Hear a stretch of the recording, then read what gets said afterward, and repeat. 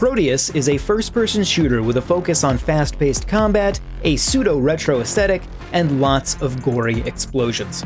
Prodeus can be summed up very quickly as a game that seeks to find a perfect balance between influences of classic Doom games and modern Doom. It isn't shy about these influences either, as they are reflected in everything from enemy design to the color palette of item pickups. This is both a strength and a weakness, as Prodeus nails precisely what it sets out to do, and thus brings little new to the table. The level design of Prodeus is inspired heavily by early first-person shooters of the late 90s.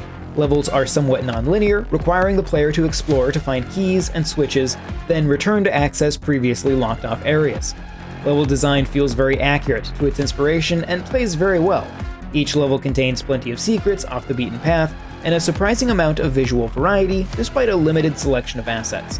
Finding secrets also benefits your progression, as additional weapons and upgrade points are scattered about.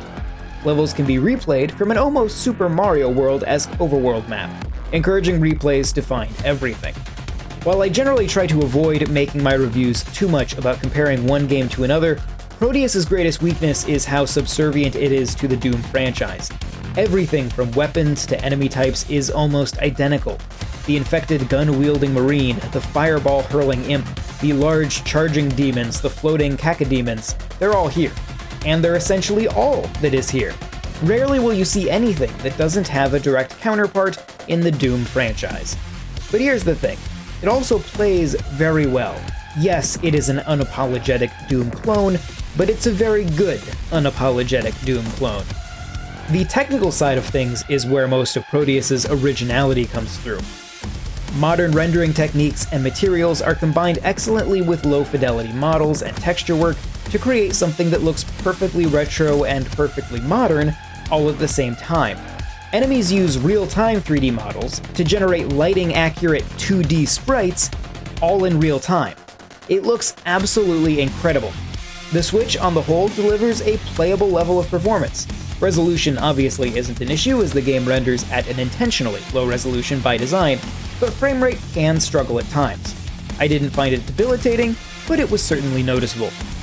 If you want a very artistically and technically accomplished Doom clone, Prodeus absolutely delivers. Support for fan-made levels can potentially expand your experience somewhat, but the option to create your own is missing from the Switch version. Performance on Switch isn't flawless, but it's still very playable, and looks great the whole time. While it struggles to find its own identity along the way and comes off more as an elaborate mod or a fan game than its own title, Prodeus does still stand as a solid, though unoriginal shooter.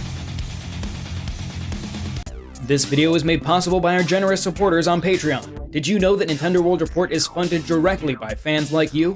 When you support Nintendo World Report on Patreon, you get immediate access to multiple exclusive podcasts every month, exclusive Discord channels, an early look at select content, and more, all for as little as $1 a month. Check out patreon.com/NWR for all the details.